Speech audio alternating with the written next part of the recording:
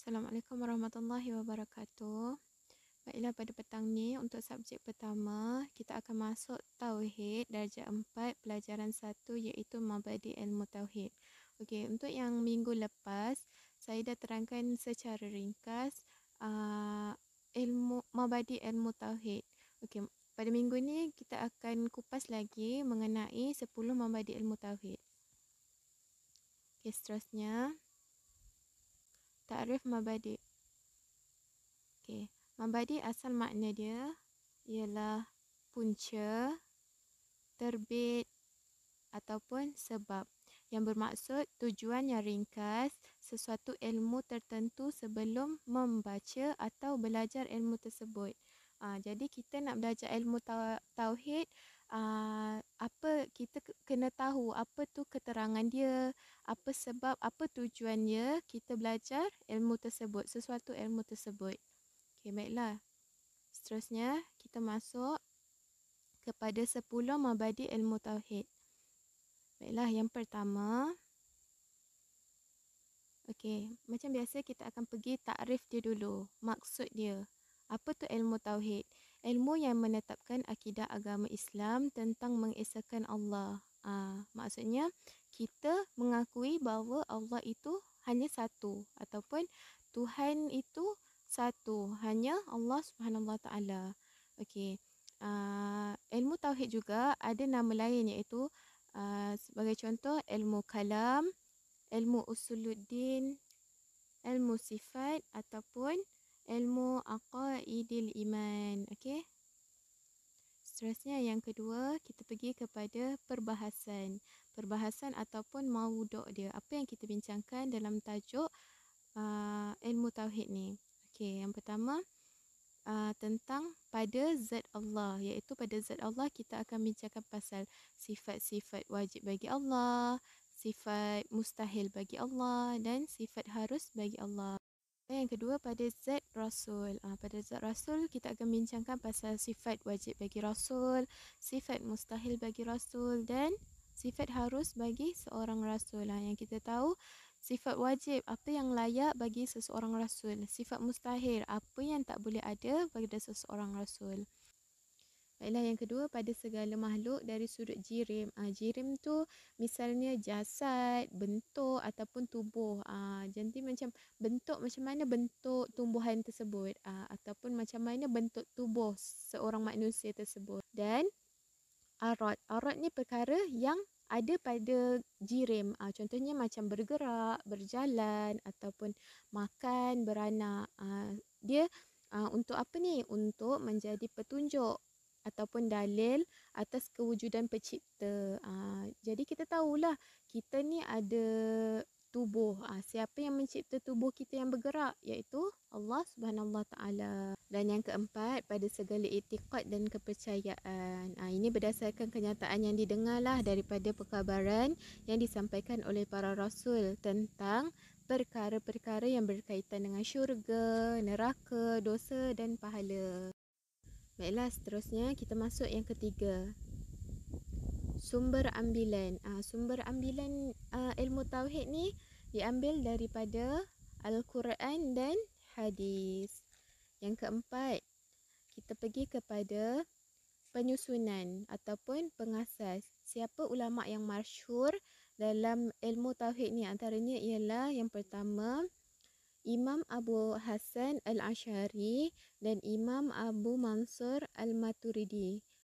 Okey, dua imam ni adalah merupakan imam yang terkenal dalam bidang ilmu tauhid ni. Baiklah, seterusnya kita masuk yang kelima.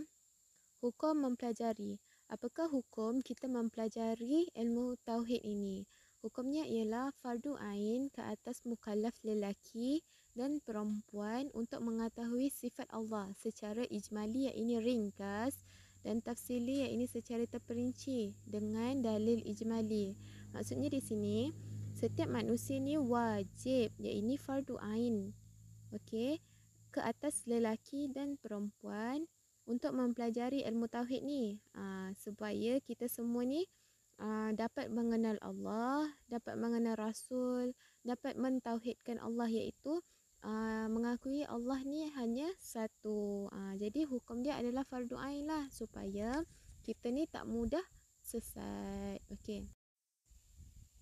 Baiklah, yang keenam pula kita akan masuk kepada kandungan.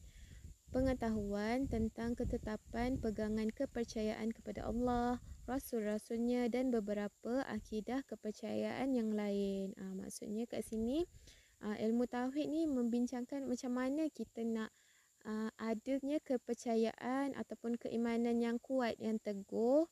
Lepas tu kita benar-benar yakin terhadap Allah. Kita benar-benar yakin terhadap Rasul. Allah tu hanya satu. Allah yang wajib disembah. Jadi kepercayaan kita kepada Allah ni betul dengan ajaran yang kita belajar, ajaran yang kita terima.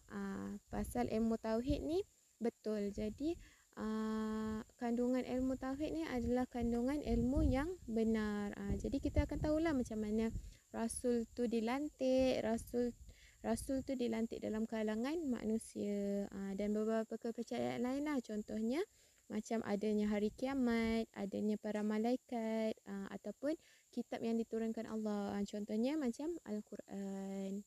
Okey, jadi apabila seseorang ni memperolehi kepercayaan yang teguh kepada Allah, kepada Rasul, manusia ni dapatlah bekerja dengan seikhlas hati, sebab manusia ni tahu Allah yang maha melihat, Allah yang maha mendengar setiap apa yang dilakukan oleh seseorang manusia tersebut. Jadi yang ketujuh, kita masuk kepada kelebihan. Okey, yang pertama, semulia-mulia ilmu berbanding ilmu yang lain. Ilmu tauhid ni adalah semulia-mulia ilmu berbanding ilmu yang lain. Ada hadis yang diriwayatkan oleh Imam Al-Bukhari daripada Abu Hurairah radhiyallahu anhu bahawa Rasulullah sallallahu alaihi wasallam pernah ditanya tentang amalan yang paling utama. Lalu Rasulullah pun bersabda, imanu billahi wa rasulih. Okey, yang bermaksud keimanan kepada Allah dan juga Rasulnya. Jadi ini bermaksud tanpa keimanan kepada Allah dan Rasulnya, maka amalannya tidak akan diterima.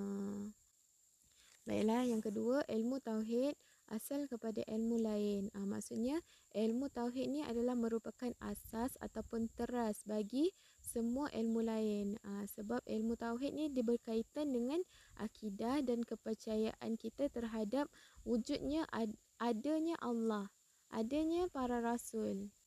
Baiklah, yang ketiga, mulia maudhu'nya tentang zat Allah dan Rasulnya. Maksudnya apa segala isi kandungan dalam ilmu tauhid ni adalah ilmu yang mulia, yang baik untuk kita pelajari. Okey, yang ke-8, kita pergi kepada kedudukan ilmu tauhid dengan ilmu-ilmu yang lain.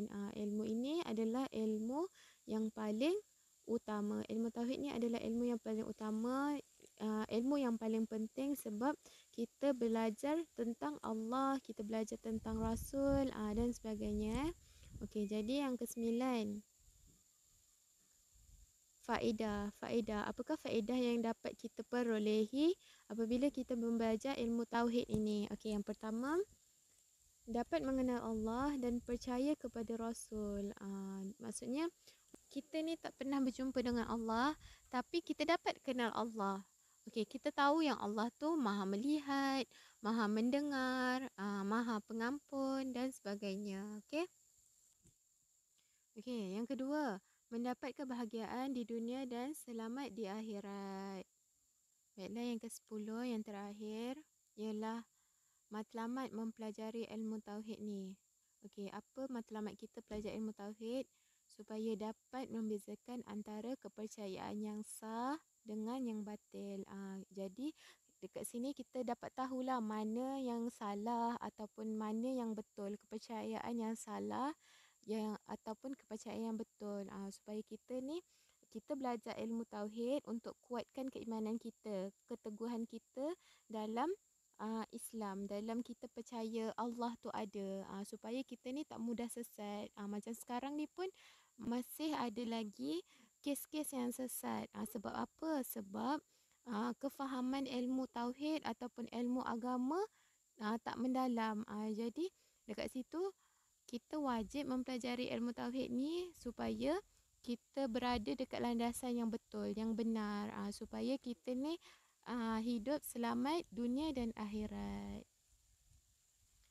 Jadi, setakat itu je pembelajaran kita pada hari ini. Kita akan sambung lagi mata pelajaran 2 untuk minggu depan. Okey? Terima kasih semua. Assalamualaikum warahmatullahi wabarakatuh.